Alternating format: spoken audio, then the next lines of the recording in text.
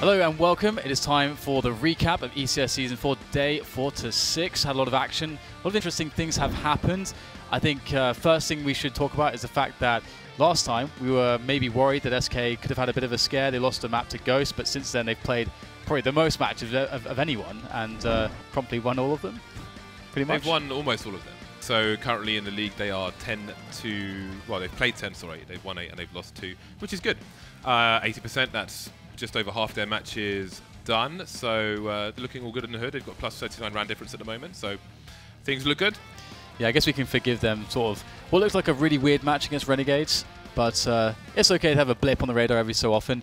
I think another interesting result that we actually had was when we saw NRG play, because NRG are a team that have had a lot of lineup changes here and there, and they recently decided to put Daps into the coaching role. They got Rico in there instead, and they managed to do a really impressive job, a 16-3 against Cloud9, who are amazing on Inferno. Yeah, and one would have to assume that it's going to be an anomalous result for Cloud9 as well. They're 3-1 at the moment, so they're still in good stead despite dropping a map. Seen some weird drops, I think it's fair to say. Weird 16-3, I think, has to be a weird result for all concerned, but again, they've it's just the one map they've lost so far, so it may not matter too much in the grand scheme of things. And I mean, another lineup which you may not expect massive things from, but sort of we had shocking results from as well, is Luminosity. I mean, they have Nekis and Cello King in there now, and you know it's hard to know what to expect with Brazilian teams generally. There's always a lot of skill that we don't necessarily see. But we saw some crazy stuff. I think there's a 16-6 and a 16-7 against Team Liquid, which obviously they're supposed to be at the top of the pack. So what the hell's happening?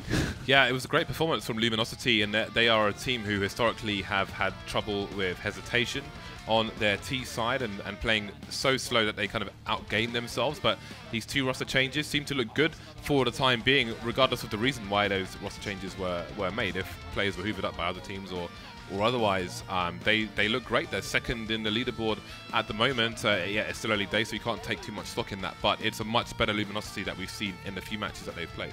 Yeah, definitely. I might be the most excited actually to see more of them. As far as Europe is concerned, we didn't actually have many European games. Really, it was just a clash between G2 and VP, two very old school teams, very experienced teams, and the pre-game was always fun. Never know what to say about Virtus Pro, but today we actually had a really good, very respectable Inferno from them. They managed to trade maps, G2 and VP. I mean, as you expected, you said Cash, you expected a G2 win. That's what we got, you know. Well, I expected a good performance from Virtus Pro, but I knew that G2 were very capable. So maybe it was some hope that I saw some Virtus Pro evolved, but G2 ultimately took it, and you can never count out a French team on Cash because they're just so good with the aim, and it's a nice open map and they can abuse it well. So both teams come away with a victory, and I think it's good to get Virtus Pro off to a win early, and G2 may feel like they should have won 2 maps, but there we go. Again, still early in Europe as well. Yeah, we'll be paying very close attention to VP's results because they do have this tendency of sort of just bombing out into relegation just to qualify for Space Soldiers, which I feel I don't want that to happen against poor Space Soldiers, man. I feel like VP the only force that can stop them. There's only one way to find out, though. We'll see you guys for the next ECS stream. That's all for the recap from me and James here today.